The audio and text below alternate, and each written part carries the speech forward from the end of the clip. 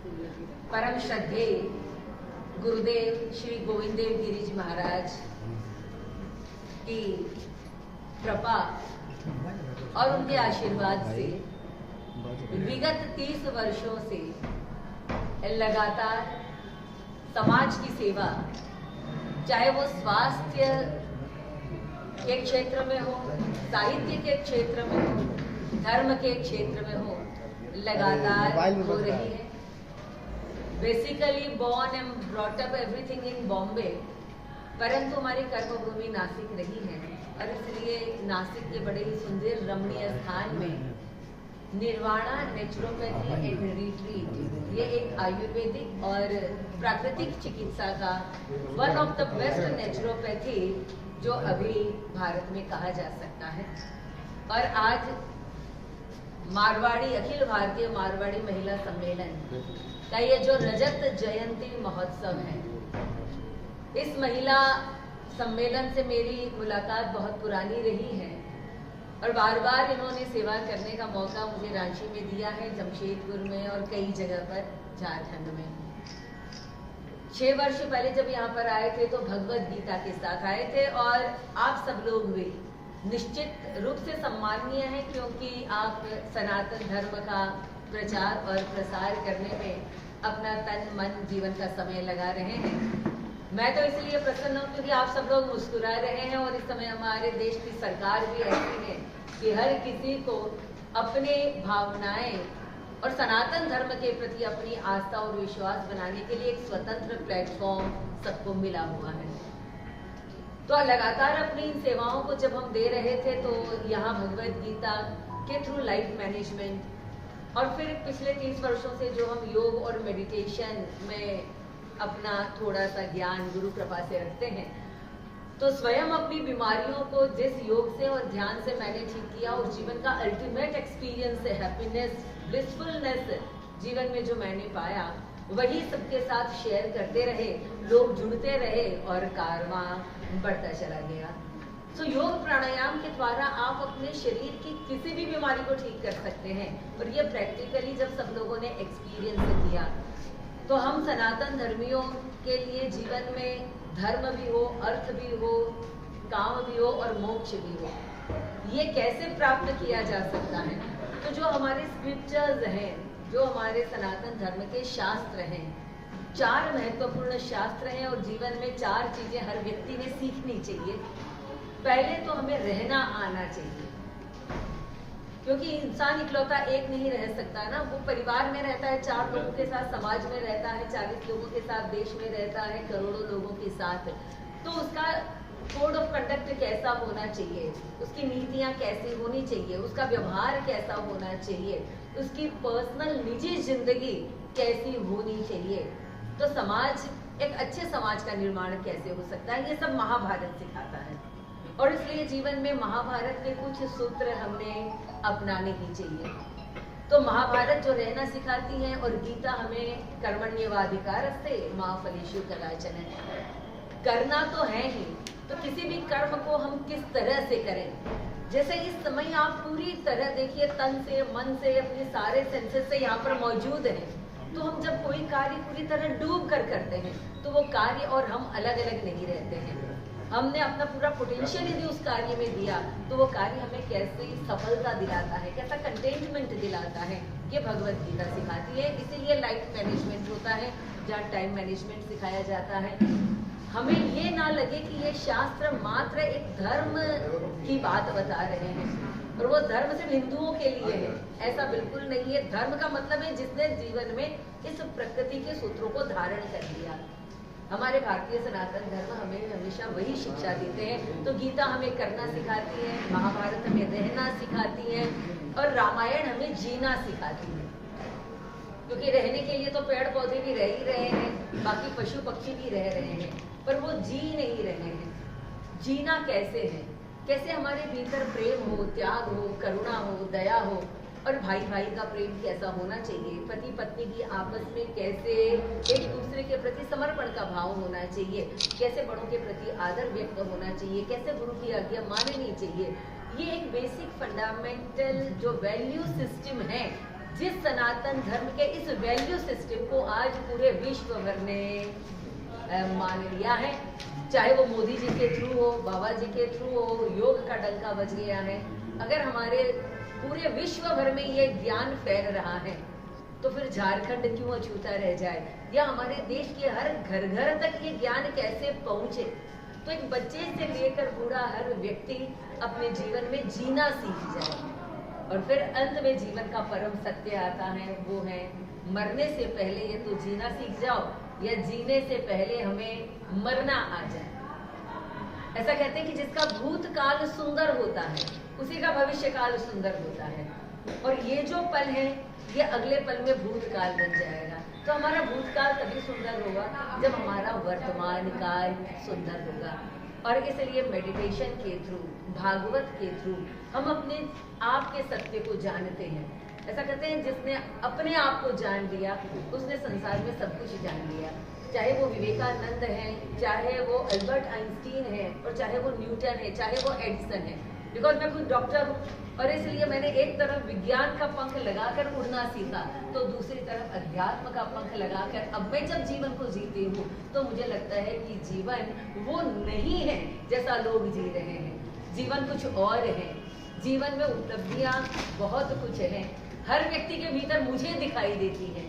बस एक मौका मिलना चाहिए कि आप अपने भीतर की उन शक्तियों को कैसे जागृत कर सकते हैं। और इन सब चीजों को लेकर, चाहे कर्म योग है, ज्ञान योग है, भक्ति योग है, ध्यान योग है, और फिर मेरा विशेष विषय है प्रेम योग। ऐसा कहते हैं प्रेम का रोग जिसको लग जाए उसके लिए दुनिया खत्म हो जाती है। तो वैसे ही है कि प्रेम योग, क्योंकि आप हर चीज के बिना जी सकते हैं, बिना रोटी, बिना कपड़े, बिना मकान। मैंने अभी सुना है कि कई ऐसे हम लोगों ने कुंभ में संत देखे थे ना, बिना कपड़ों के, बिना रोटी के, बिना मकान के। हमारे आदरणीय मोदी जी ऐसी कई सारी विद्याएं जानते हैं कि अभी जो रात को वो 3 घंटा सो रहे हैं वो कुछ ऐसी विद्या सीख रहे हैं कि उनको रात को सोना ही ना पड़े। तो इसका मतलब है वो जाग कर करेंगे क्या? निरंतर जो व्यक्ति अपने देश के उत्थान के लिए और वसुधैव कुटुंबकम की भावना से जो जीना चाहता है वो एक क्षण भी बर्बाद नहीं कर सकता है। तो हम सब लोगों के भीतर वो अनंत संभावनाएं हैं, और हम प्रयास करेंगे कि 7 दिनों के इस भागवत के दौरान जीवन के कुछ ऐसे सूत्र, कुछ ऐसे रहस्य जो गहराई से छुपे हुए हैं, उनको सहज सरल भाषा में आप सब लोगों के साथ शेयर कर सके। इसी भावना के साथ आप सभी लोगों का बहुत बहुत अभिनंदन। आप स्वस्थ रहें, आप मुस्कुराते रहें, और महिला मंच हमें बार बार बुलाता रहे झारखंड, इसी प्रार्थना के साथ वाणी को विराम। प्रश्न, और इतना गहरा प्रश्न बहुत कम पूछा जाता है, तो इसके लिए अभिनंदन है इस प्रश्न के लिए। एक है हम जिम में एक्सरसाइज करते हैं, है ना, और एक है हम फ्लोर एक्सरसाइज करते हैं। तो यहाँ मेरे साथ सामने जिम पर काम करने वाले लोग भी होंगे, कोई फ्लोर पर करते हैं। परंतु जब हम तन्मय होकर करते हैं, देखो तन कहीं और है और मन कहीं और है, आपकी सांसें कहीं और हैं, आपके प्राण कहीं और हैं, और आत्मा का तो आपको पता ही नहीं है। और अगर ये सब कुछ डाइवर्टेड है एनर्जी, तो आप एक्सरसाइज करते हैं तो भी वैसा ही होता है। पर जब हम योग करते हैं तो पहले हम वो सब संतुलन लेकर आते हैं। मनसा वाचा कर्मणा, अनुशासित होने का नाम योग है। तो ऐसा नहीं है कि सांसें ले ली। देखिए बाबा जी जो करवा रहे हैं, एक होती है ना कि एक बच्चे को अगर भूख है रोटी की, तो पहले उसकी भूख को तो शांत किया जाए, फिर उसके बाद उसको भूख के परे कैसे जाना ये सिखाया जाए। तो बाबा जी की शुरुआत वैसी हुई, और जनमानस जहाँ इस कलयुग के समय में तन से और मन से दुखी हो रहा है, उसको यदि सांसों पर काम करके एक बाई प्रोडक्ट के रूप में हेल्थ मिलती है, तो ये उसकी पहली जरूरत है ना। अगर आपके जेब में पैसा ही नहीं है, घर चलाने को पैसा नहीं है, तो फिर आपको इस कार्य में मन नहीं लगेगा ना, क्योंकि बेसिक नीड तो पूरी नहीं हुई है। तो बाबा जी अपनी जगह जो करवा रहे हैं वो समय की आवश्यकता की मांग के अनुसार है, पर योग उससे कुछ अलग है। सब कुछ ठहर जाना योग है, जहाँ मनसा वाचा कर्मणा, जहाँ हमारा शरीर, हमारा मन, हमारी इंद्रियां, ये सारी उस एक के साथ एक हो जाए। और धीरे धीरे उसका बेसिक ABCD से बाबा जी ने शुरुआत की है, तो Z तक पहुँचना है। बुद्धिमान प्रश्न यदि मेरे सामने आए तो बात करने का मजा भी आए, दिल में कुछ कुछ होने लगा है ना। आप ये जानना चाह रहे हैं कि दिल का रोग मैक्सिमम अभी क्यों पाया जाता है। तो मैं यदि साइको न्यूरो इम्यूनोलॉजी एक मेडिकल साइंस में नया स्ट्रीम आया है, साइको न्यूरो और इम्यूनिटी तो आपको पता ही है, कोरोना ने हर व्यक्ति को इम्यूनिटी पावर बढ़ाने की प्रेरणा दे दी है। तो साइको न्यूरो इम्यूनोलॉजी क्या कहती है कि जो हार्ट अटैक और कैंसर विशेष करके ये दो बीमारियां जो हैं वो मैक्सिमम होती है कि हमारे शरीर का जो एक ग्लैंड सिस्टम है उसमें एक ग्लैंड हमारे दिल के पास है जिसको थाइमस ग्लैंड कहते हैं। उस थाइमस ग्लैंड में कुछ ऐसे टी लिम्फोसाइट्स जिनको कहते हैं, ऐसी ग्लैंड निर्माण होती हैं जो डायरेक्ट कैंसर सेल्स को, क्योंकि हम सबके भीतर कैंसर है, यहाँ बैठा एक भी व्यक्ति ऐसा नहीं है जिसको कैंसर नहीं है। कैंसर क्योंकि वो ऑटो इम्यून है, वो होनी है बॉडी में, पर उनको मारने की क्षमता जो टी लिम्फोसाइट्स में होती है यदि वो काम बराबर ना करे तो हमें कैंसर, और अगर वो काम बराबर ना करे तो हमें हार्ट अटैक आता है। अगर यही प्रश्न किसी एक छोटे साधारण व्यक्ति ने मुझसे पूछा होता तो मैं उससे कहती नाड़ी शोधन प्राणायाम करो, उससे तुम्हारी वो संस्था काम करने लगेगी और वो धीरे धीरे सारा नर्वस सिस्टम तुम्हारा बैलेंस होने लगेगा। पर चूंकि प्रश्न पूछा है डायरेक्ट हार्ट अटैक का, तो मैं कहूंगी कि ये दिल के पास की चीज है। तो जिसके जीवन में दिल से काम नहीं होता, जो दिल से नहीं ज्यादा दिमाग से काम करना लग जाए, अब देखिए उनको हार्ट अटैक ज्यादा आएगा। तो पुरुषों में हार्ट अटैक ज्यादा पाया जाता है महिलाओं से, और महिलाओं में कैंसर ज्यादा पाया जाता है पुरुषों से, और दोनों का कारण एक ही है, जीवन में वो प्रेम उनको नहीं मिल रहा जिस प्रेम की बेसिक नीड एक इंसान को होती है। हम कहने के लिए साथ में रह रहे हैं, एक छत के नीचे परिवार के लोग 50-50 साल तक रहते हैं, पर वो प्रेम कहीं ना कहीं अपेक्षाओं से जुड़ा होता है, स्वार्थ से जुड़ा होता है। तो जिस दिन निष्काम प्रेम हो जाएगा, जिस दिन आप प्रेम चाहो नहीं और प्रेम देने लग जाओगे, बीमारी का सबसे बड़ा इलाज वहां पर हो जाएगा। तो बाहर से हम कितनी भी दवाइयां खाते रहें, लेकिन जब तक प्रेम योग नहीं होगा तब तक जीवन में रोग खत्म नहीं होगा। एक्चुअली क्या है कि साइंस ये प्रैक्टिकल बेस्ड है। अगर जो भी सूत्र है उसका प्रैक्टिकल करके दिखाया जाता है, तो I am a very practical person. मैं किसी भी चीज को बहुत जल्दी मानती नहीं थी और मान आज भी नहीं सकती हूँ, बशर्ते कि मुझे उसका एक्सपीरियंस ना हो जाए।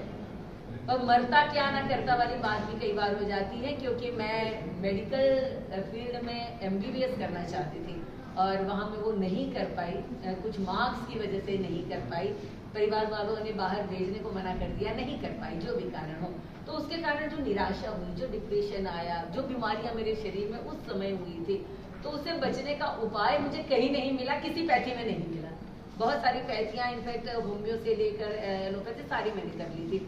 और उस समय मेरी अपने योग गुरु से मुलाकात हुई और उन्होंने गारंटी दे दी मुझे कि तुम 7 दिन आ जाओ, तुम्हारी ये 10 गोलियों का डब्बा, जो रोज तुम 10 गोलियां खाती हो, बस ये डब्बा मुझे दे दो। बस वो एक विश्वास था, एक भरोसा था, या उनका वो कन्विंसिंग पावर था कि जिसके कारण मैंने उस दिन जो गोली छोड़ी, वो आज 30 साल हो गए, मैंने पलट कर एक भी दवा नहीं खाई। तो वो एक्सपीरियंस की बात थी। और योग का जो जगत है वो सो साइंटिफिक। अब ताओ ऑफ फिजिक्स, बिकॉज मैं फिजिक्स और केमिस्ट्री की स्टूडेंट रही हूँ, और इसलिए मैंने जब ताओ ऑफ फिजिक्स पढ़ा, ऐसी कई सारी किताबें आप लुई डिस्पेंजा को पढ़ लीजिए, नॉर्मन कचिंस को पढ़ लीजिए, एनाटॉमी ऑफ एन इलनेस है ये, और एक बहुत सुंदर बर्मी सीगल की किताब है। ये किताबें मैंने उस समय 30 साल पहले बम्बई में पढ़ी थी, और उन कुछ किताबों को पढ़कर मुझे लगा कि जगत योग का ये है, ऐसे ही नहीं है, और इट इज ट्रांसफॉर्मेशन होता चला गया, बिकॉज हर कुछ नया करने की मेरी आदत थी, और उसमें इतना एक्सपीरियंस था, तो सेम प्रैक्टिकल था। वहाँ हम साइंस में किसी और पर एक्सपीरियंस करते हैं एक्सपेरिमेंट को, और यहाँ हम स्वयं पर करते हैं योग में। तो बात तो एक ही है, चाहे हम फिजिक्स केमिस्ट्री पढ़ें या फिर चाहे हम भगवत गीता और भागवत पढ़ें, it is one and the same thing. और ये मैंने दोनों पढ़ी है, इसलिए मैं बहुत दावे के साथ कह सकती हूँ कि ये दोनों सेम है। जो कुछ मैंने विज्ञान में पढ़ा, बायोकेमिस्ट्री, फिजिक्स में, वही की वही चीज में आज भागवत में भी, और उससे ज्यादा गहराई से पढ़ रही हूँ। और इसलिए शायद अल्बर्ट आइंस्टीन ने मरते समय अपनी आत्मकथा में ये लिख दिया कि भगवान अगला जन्म मुझे पूरब के देशों में देना, क्योंकि मैंने पश्चिम के देश में जन्म लेकर बाहर की दुनिया में तो बहुत खोजें कर ली, पर मैं अपने भीतर से अनभिज्ञ रह गया। तो मुझे लगता है कि गुरु कृपा हम पर ऐसी हुई कि हमने बाहर और अंदर इसी जन्म में दोनों को एक्सपीरियंस करने का। अभी अल्बर्ट आइंस्टीन का नाम लिया। अल्बर्ट आइंस्टीन ने जब एटम बॉम्ब की खोज की, और हम सब लोग जानते हैं कि उसका परीक्षण जिन देशों पर हुआ, आज सैकड़ों वर्षों के बाद में भी है ना, ह्यूमैनिटी उस चीज को आज भी सहन कर रही है। हिरोशिमा और नागासाकी पर हुआ। तो कहने का उद्देश्य है कि हम बाहर की पढ़ाई जो है, जो हमें रोटी कपड़ा और मकान दिलाता है सिर्फ, और जीवन की एक छोटी सी वो आवश्यकता है, पूरे जीवन भर में आप कितना खा लोगे, कितना पहन लोगे, है ना, कितने घरों में आप रह लोगे। तो कहने का उद्देश्य कि वही जीवन नहीं है। तो कहीं ना कहीं माता पिता ने शायद बचपन में ही जो रियलिटी है, क्योंकि देखिए 2-2 बच्चे होते, 1-1 बच्चा होता है। आजकल तो हमारा ही देश है जहाँ हम 5 और हमारे 25 पैदा करने वाले लोग भी हैं, और हम सनातन धर्म में हो गए, हम 2 और हमारा 1 और हम 2, और आजकल तो बच्चे भी नहीं चाहिए। तो मुझे बताइए 1-2 बच्चों को हम अपनी इच्छाओं के कारण, ये डॉक्टर बन जाए, ये इंजीनियर बन जाए, ये हर चीज में आगे हो जाए, उस चक्कर में कहीं ना कहीं संस्कार देना इसीलिए बच्चों में डिप्रेशन, बच्चों में सुसाइडल, बच्चों में इतना जो चीजें आ रही हैं, तो वो मुझे लगता है कि कहीं ना कहीं इसी के कारण है, वो स्ट्रेस बढ़ रहा है। तो जहाँ धर्म, जहाँ वैल्यू सिस्टम, जहाँ संस्कार दिए जाने चाहिए और जिस उम्र में दिए जाने चाहिए, और वो विशेष करके दादा दादी काम किया करते हैं, पर आज घर में दादा दादी को ना पूछा जा रहा है, रखा जा रहा है। तो ये सारा जो सिस्टम पाश्चात्य संस्कृति को देखकर आया हुआ है, और इसीलिए मुझे लगता है कि माता पिता खुद भी योग करे, ध्यान करे, तभी तो अपने बच्चों को कह पाएंगे, उस लाइन में लेकर आ पाएंगे। अगर वैसा किया, दोनों चीज़ों को पैरेलल चलना बहुत जरूरी है। और मैं अभी पिछले 2.5 महीने अमेरिका रहकर कनाडा रहकर आई हूँ इसी कार्यक्रम के लिए, और मुझे लगता है कि वहाँ के लोगों ने तो हमारी स्पिरिचुअलिटी को अपना लिया है। बहुत सारे लोग यहाँ आते हैं, 2-2, 4-4 महीना रहते हैं, योग ज्ञान सीखते हैं और वहाँ जाकर सिखा रहे हैं। कुछ लोग तो यहाँ आते हैं, वापस जाते ही नहीं।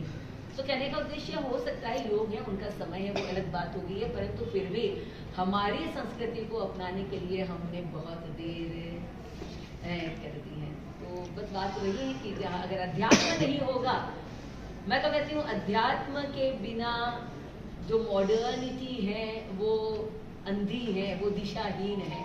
और यदि इन बच्चों को आजकल के यदि अध्यात्म दे दिया जाए तो वो निश्चित से उनकी स्पीड भी बढ़ेगी और उनका डायरेक्शन भी सही रहेगा। अदरवाइज स्पीड बहुत है और डायरेक्शन नहीं है।